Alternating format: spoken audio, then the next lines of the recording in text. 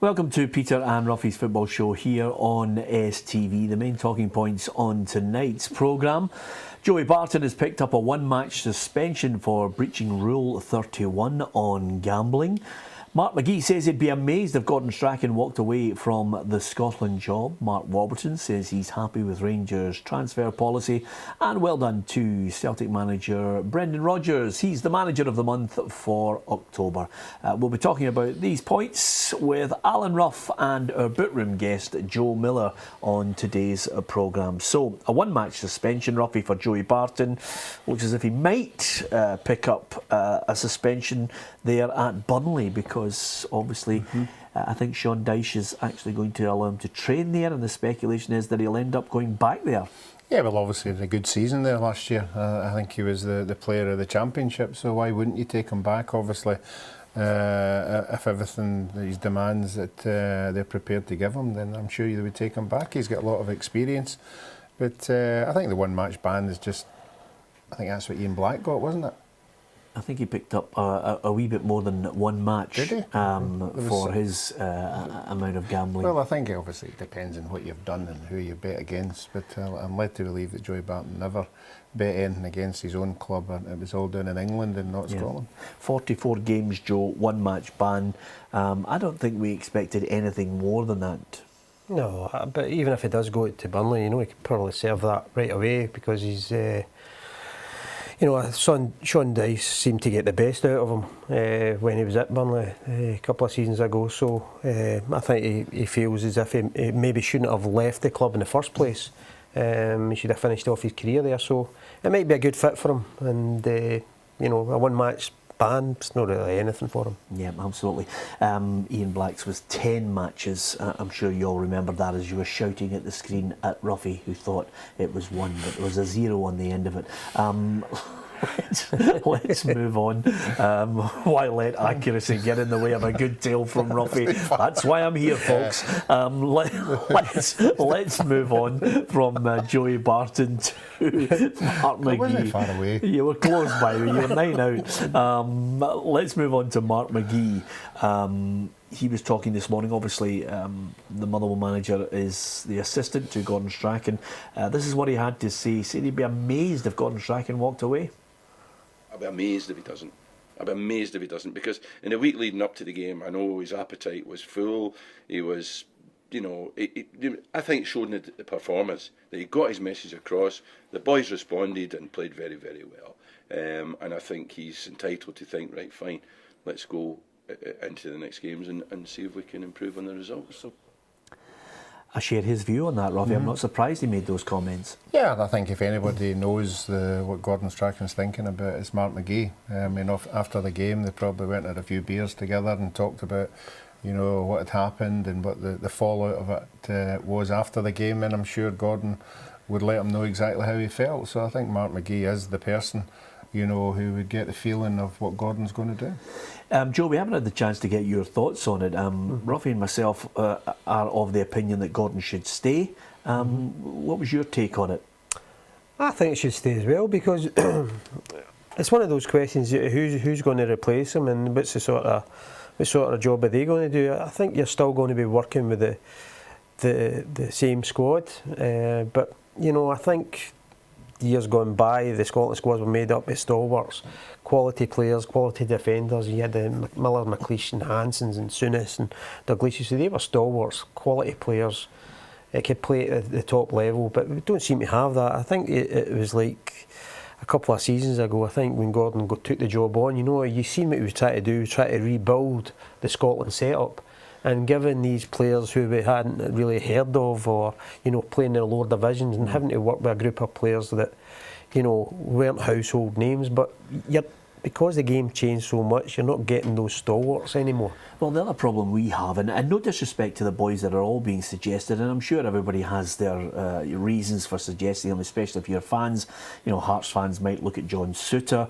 We've had Martin Canning, the Hamilton Accies boss, mentioning that maybe Nicky Devlin, we've had Nicky on as a guest on the show, should be getting a shout now. Hibs are championing, Paul Hanlon. I mean, no disrespect to them. Again, it's all about levels, Ruffy. These names are being They're thrust not in playing there. at a top level. No. They're not playing. They're not playing at clubs like Celtic and all the top Premier League clubs. We've not got the quality defenders that are playing in the Premiership down in England. So they're playing at a certain level, and that's what you're going to get going into the Scotland squad. Yeah, I mean, I think you'll know this better than anybody, Ruffy. I think I was talking to someone who said that Jock Stein said on more than a few occasions, you know, what's the difference between the club football and international football? He says it's a yard of pace in your head and a yard of pace on the pitch. But it's not only that, you're coming up against players who are 5-6 times above the level that you're playing at. You know, you're coming up against players who do things differently than what you would do in a day-to-day at club level. You know, as you said, perfect example was me. 1 minute I'm playing with Partick Thistle against Dumbarton, the next week I'm playing against Brazil. You know, the step up is just incredible. 1 minute you're playing at club level, next minute you're thrown into that kind of game. And not just me, but you're talking about the Hamilton Accies boys. I'm sure if any of them came out of the Hamilton Accies environment and then all of a sudden they're playing against Brazil or Argentina, it's got to be a step up that they wouldn't be able to handle. Yeah, I have to admit, Ruffy, I do not know for the life of me how you managed to get your head round. It's the Maracana this week, and then it's Boghead the next week. How did you change your mindset, Ruffy? I mean, from dancing girls in the stands to four guys giving you pelters. Just as you said, you've got to gradually build yourself up to it. I played for the under-23s for a couple of years against a lot of big sides, and then you gradually break into international games. And if the manager is a good manager, he gives you games that you'll adapt to. Like my first game was against Switzerland, and then before the Scotland-England game came round, at least you had 3 or 4 games under your belt before you were thrown into it. And that's what I think Joe's saying. These players aren't getting that chance to break themselves into that kind of level of football. Yep, okay. We could talk about that international scene forever and a day, and I'm sure it'll rumble on until eventually the SFA, after sitting down and debriefing with Gordon Strachan, will reveal what the plans are for the future. The BBC's actually conducted their annual insight into Scottish football. And they've come out with various levels of pricing. The good news, I think, for Scottish football is attendances are up. I think with Rangers' return to the top flight, obviously, you know, we'd like to see the likes of Hibs and Dundee United in there as well. But the fans are coming, and I think some clubs are responding to the average season ticket prices as well, to try and take into consideration the economic difficulties that fans face. I think overall, like say, years ago, everybody relied on Celtic and Rangers coming to their ground, whether it was a cup tie or whatever. You know, you seen when Rangers were in the lower leagues there. You know, the lower league clubs were rubbing their hands because they knew they were guaranteed a good crowd coming in. So their finances went up. So with Rangers coming in back up and into the Premier League, you know, it's added a wee bit of excitement to everybody. There's a buzz. People are clamouring for tickets when it's an Old Firm game. There's been a couple of cup ties, you know, that have been nice and tasty. So the overall, everybody's been a bit excited about it. But, you know, you're also getting that challenge from Aberdeen and Hearts. And things are looking good there, but you know you've got to sustain that. But the crowds are up at Aberdeen, crowds are up at Hearts, so you know the football's good. They're starting to entertain. They feel as if they've got an opportunity, whether they win a cup or do well against Celtic and Rangers. Yeah, prices, Ruffy. The most expensive season ticket is at Rangers at £625, which is, I think, it's £66 more than Celtic. There's a strange anomaly. I can't quite work it out myself as I look at it. Ayr United strip between £45 and £55. It's well dearer if you were going to buy an Ayr United strip than it is to buy a Celtic strip. Well, only Ayr United could answer that one. I don't know the economics of. Obviously, everybody's looking for revenue. Everybody's looking to pull in as much money as they can. But the good thing about it is, I think they're all aware of the budget that they can work under, and they're cut their cloth accordingly. And I think the people now in charge of all these clubs are acting responsibly rather than 5 or 6 years ago when it would just splash the cash and let's get into trouble. So I think most of the clubs are now in a stable ground. Yeah, is that a reversible jersey? I'm not quite sure. You get two. You get the home and away. I know if it's if it's the same size as Ian McCall's, I can understand the 45 or 55 quid. He'll kill me for that one, but I've thrown it in there. A pie still £2.18, which is almost £1 cheaper than some of the clubs down south. I thought I'd throw that in as well. It's vital that we know the cost of pies before we go to these grounds. Anyway, on that note, you can give us your thoughts on that. There's more football chat after the break. We'll hear from the Rangers boss, Mark Warburton.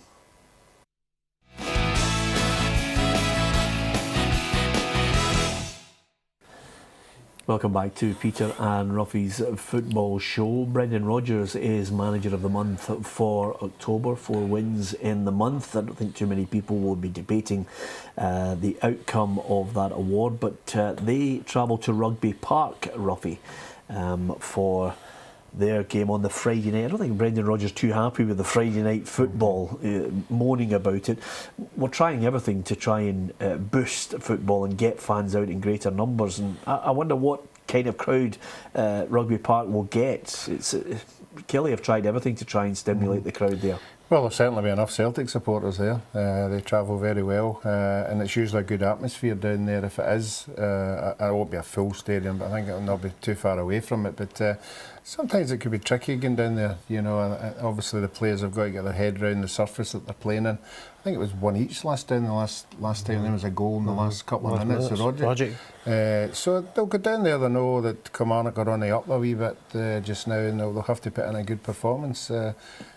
Sometimes, you know, they win it quite comfortably, and sometimes it's a struggle. But it's my whole one. You know, it's a midweek game and it's dark, so you never know what may happen. Yeah, there are times, Ruffy, when of all the pundits I've worked with, I don't think anyone has the same logic as you when it comes to some of these games and whether they're midweek or not. The one thing I do remember about the last time they met, Celtic Park 6-1, but a sensational strike from Koulibaly. Oh yeah, that was probably tipped for the big goal of the seasons, but I thought the goalkeeper should have got it, actually. But no, it was a wonder strike. But you know, it's these games from now on in are going to be really difficult, even for Celtic to travel away. You know, it's not a given. Yeah. You know, even midweek on a Friday night, you know, whether people are up for it or not, it's difficult. You know. 10 wins and a draw. It's going to take something special to record their first defeat on the domestic front. It may well be, one of the bigger clubs going to be an Aberdeen, a Hearts or a Rangers. Just can't see anybody stopping them at the moment, Ruffy. No, if they carry on the way they're going, you know, I think Brendan Rodgers will need a new cabinet, because I think there will be a few months that he's going to win a trophy if they continue the way that they're playing. Yeah, and of all the chat today, of course, we've got the pricing, we've got various people looking at January coming up, and the type of money we've been looking over the last week, Ruffy, the type of money that clubs are spending and what they're taking in. Celtic have got double the wage bill of Rangers. From about 770,000 as an annual salary is the average at Celtic, and around about just over 300,000 at Rangers. Mark Warburton was speaking today saying he's quite happy with the club's transfer policy. Our process won't change. Our process is to go to Stuart and Andrew at direct daily links every day, and to go to the chairman and the board and put forward what we think are appropriate names, appropriate targets. But as I say, it's the communication's been first class with the board, the support we've received has been first class, and it's important, as we always say, that whatever we do allows a club to build strong foundations. We can't be reckless in what we do, and we have to move at a pace which is right for Rangers and puts the club on a firm foundation for a long period ahead. Of course, Ruffy, this is off the back of Walter Smith suggesting that Rangers should spend money in the January transfer window to invest in the club, and also to make sure that they indeed finish second in the table. Mark Warburton says both himself and David Weir are quite happy with a 22-man, 23-man squad, which allows them to maybe have one or two that sit it out for various reasons. A Kranjčar picks up an injury, a Joey Barton situation which can always come out of left field. Yeah, I think the Rangers supporters will be interested when January comes. You know, obviously Rangers manager will have had a budget at the beginning of the season like everybody else. He did spend some money. I think they'll all be waiting in January to see if there's anything left, because if there isn't anything left, it'll have to be along the same lines of the players that he's been bringing in, players out of contract, putting them on a good wage but not paying any money. So I'm sure the Rangers supporters will be expecting at least second, and I think that's what he'll be judged on at the end of the season. So like any manager, if there are players out there that he thinks he can add to the squad, I'm sure he will. Yep, Rangers at home to Dundee on Saturday. You can join us on Saturday afternoon, 2 o'clock STV Glasgow, STV Edinburgh. We'll take you on a journey of 4 hours of talking about football, the emphasis very much on Scottish football. And interestingly enough, one little story coming from down south, Joe, quite a lot of English clubs have now agreed to talk further about the possibility of safe standing, and this is off the back of watching closely what's been happening with the Celtic safe standing area. Yeah, I think it's been a good thing. I think the fans at Celtic have responded well to it. You know, and I think there's a lot of clubs could be looking at it, and you know, and working with fan groups. You know, I think it's all down to the behaviour of the individuals that are there, because even if you go along to the games over the past few years, you still got the fans who they weren't sitting down. They were actually just standing watching the game. There was a seat standing behind them, but they had plenty of room about them. But I don't think days gone by where everybody was crammed in to the grounds, and you know, you were shoulder to shoulder, and when everybody was a score, you seen a wave of people rushing to the front of the ground, and you know, they were dangerous days. But yeah. I think everybody's now quite happy they're sitting with a seat behind them. Yeah. They'll stand and watch the game anyway. Yeah, I don't know about you, Ruffy. I like it. I think it's providing, as Joe mentioned there, it's organised, it's structured. There's no way you can, you know, let too many people into a certain area. I think it creates a great atmosphere. Yeah, I think obviously the Celtic scenario is they're starting off in quite a small area. I mean, it is, you can see, but I think it would be great if we take it on board and it could be right behind the whole goal, you know, as they have in Borussia Dortmund. I mean, behind the whole section looks absolutely, what an atmosphere it gives to the ground. But the wee segment bit obviously is just to try it out and see how it is, and let's hope that everybody agrees that they can make it bigger and bigger. Yep, absolutely. And just another little story that caught my eye, Ruffy. Manchester United, £337 million in debt. Manageable, I have to say, if you're Manchester United. Their turnover just dropping down to about £120 million. It just shows you how incredible the money is down south. Yeah, it's incredible, and it's incredible, you know, the money that these guys are on, the big guys are on, and it just shows you, you know, balancing the books must be a right tough one down there, you know, when you see what They've they're got the highest players' wage bill, haven't they? Yeah, they're the most highest. They're the highest in the world. Yep. Yeah, unbelievable. Incredible. That was their financial results released today as well. And a couple other stories I want to get your thoughts on, again involving two of your former clubs. Ryan Edwards is staying at Partick Thistle until 2018. Obviously, he got a certain amount of appearances that kicked in for this deal. Yeah, it's good. The busy midfield player. It's got a goal weeks ago, and they need that because Lawless has been out and Erskine's been out, and obviously Brannigan's been out for a wee while. So no, I think again another good spot from the manager. Yep, absolutely. And Hibs, I've got to mention this, Ruffy, because there's been a 60% increase in the Hibs fans going to watch the side since that Scottish Cup success. It's all going well at the club. They just need to make sure that the ultimate success for them this season is winning that title. Yeah, it's amazing though. You get in a division, you know, you think it's the end of the world, but if you're playing well and you're up the top of the league, the fans will come back if you're playing good football, and that's what happened. That's what's happened at Hibs. You know, obviously on the back of the cup win.